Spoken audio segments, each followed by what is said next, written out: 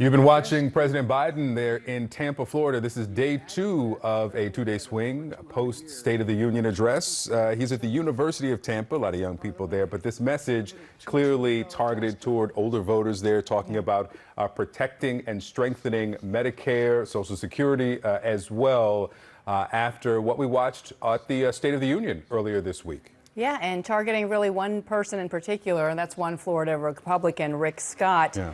And accusing him again of going back to what he had put out in his own plan. There are pamphlets of this plan throughout all the seats there as the president is speaking, but that is wanting to sunset entitlement programs like Medicare and Social Security. Rick Scott has tweeted at the president. We'll get into all of this in just a moment, but we do want to begin with CNN White House correspondent Arlette Saenz, along with 2 CNN political commentators, Alice Stewart and Anna Navarro. Arlette, President Biden sharpening his messaging post that State of the Union in several battleground states. We saw him in Wisconsin yesterday. I think it's kind of hard to call Florida a battleground right now, even though that's what he'd like to see. But sticking to this one message, and that is defending Medicare and Social Security. Yeah, Bianna and Victor, President Biden showing that he is nowhere close to backing down from this fight with Republicans, as he is trying to paint himself and Democrats as the defenders of Social Security and Medicare. Of course, the president traveling down to Florida, a senior rich state, even though in the state of Florida, he lost seniors by about 10 points against former President Donald Trump. But he traveled there and he specifically returned to naming names as he is making this argument. Once again, taking on Florida Senator Rick Scott, who had unveiled a plan that would sunset all federal legislation, including Social Security and Medicare. Now, Senator Mitch McConnell did not see that as a winning argument for Republicans, tried to shoot it down initially. And today, Senator Rick Scott was on our air repeatedly trying to defend himself, saying that he does not intend to cut those programs. But this is something that the White House ultimately believes will play into their favor. They know that this issue of Social Security and Medicare is popular, particularly when it comes to senior voters. It's also interesting, the president didn't just argue about Social Security and Medicare. He was also talking about trying to lower prescription drug costs and health care costs. That's something also that could resonate with older voters. Of course, you also can't deny the 2 giant Republican elephants who are in the room in the state of Florida, as it is home to both Florida Governor Ron DeSantis, who the president did briefly mention in his remarks, and also former President Donald Trump, who could serve as 2 of his chief Republican rivals should he launch a 2024 re-election bid in the coming weeks.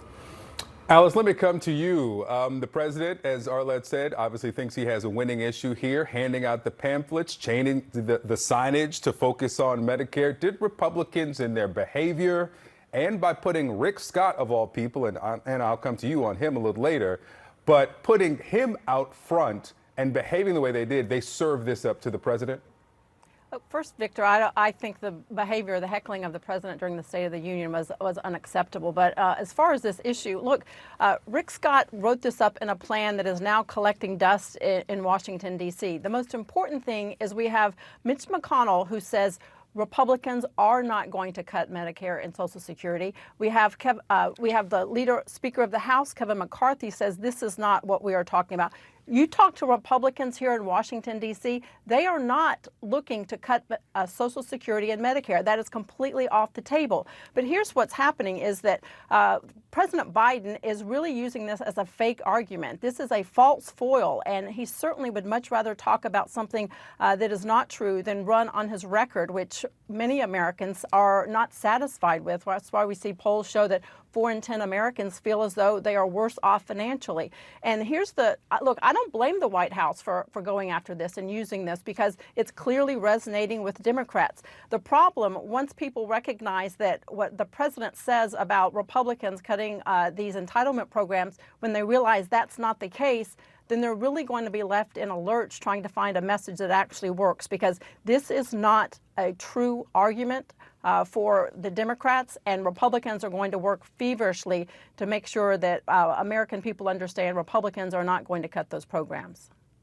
Anna, to you now. The location of where the president is interesting, given that, to quote another president, President Obama, the Democrats took a shellacking in the midterms, a historic shellacking, we should note, in terms of losing to Republicans. Republicans are out fundraising Democrats in the state right now. The voter registration gap continues to grow. Clearly, they've got a lot of ground to cover here. DeSantis is saying this is a strong red state at this point. Is that the case? And do you think it's smart that the president is there this early in without even announcing that he's running yet? Well, look, I don't think he's there because it's Florida, because it's a red state or a purple state or a blue state. I think he's there because it's where the most amount of people, percentage-wise, of folks affected by these programs live. The most amount, percentage-wise, of senior citizens, the most people on Obamacare, people that would be affected by Medicare expansion. So that's why he is there, because of the message and because he is taking it, giving it in the chin to Rick Scott, who can deny this all he wants, but Joe Biden's got the receipts. You can see how much he relishes and enjoys lifting up the actual pamphlet. It's literally in writing. He is not making this up. And one of the things I disagree with Joe Biden on, I loved everything he said. I thought it was right on point. But for the part about Charlie Crist, you're not done yet. No, Joe, Charlie Crist is done. He lost by 20 points. And what the Democratic Party needs in Florida is a younger generation, a new stable of candidates, people that can energize the Democratic base. So folks like Charlie Crist, put a fork in them. They are done. They need new Democrats energizing Floridians. Anna, let me stay with you. You know Rick Scott's history. I first interviewed him when he was running for governor of Florida back in 2010.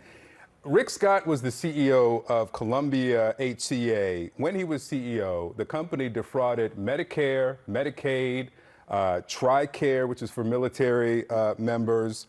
In 2003, they settled with the Department of Justice the largest healthcare fraud case in U.S. history, $1.7 billion in all. Now that he is the face of Trust Us, We'll Protect Medicare, seems problematic for Republicans, even with the speaker saying we're not going to cut Social Security and Medicare.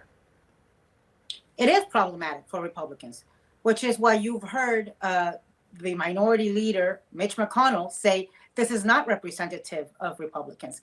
But I could not figure out, first, I don't know how in the world we made him the governor of Florida. It's an indictment on us in Florida that happened. This is one of the most awkward men, poor communicators, strange duck, who basically put in hundreds of millions of dollars of his own money to buy himself elected office. And he has achieved it. But then it was Republicans in the Senate who made him the face, the chair of the Republican campaign arm in the Senate. A huge mistake. He then had the gumption to try to contest Mitch McConnell's leadership, which got thwarted. But I think Rick Scott is as much an irritant and a thorn on Republicans' side as he is to Joe Biden. He is, frankly, not a thorn on Joe Biden's side. He is a gift that keeps on giving to Joe Biden. And he's been confronted about his plan, which is in writing, not only by Democrats, not only by Joe Biden, but by Fox News, by people in his own party.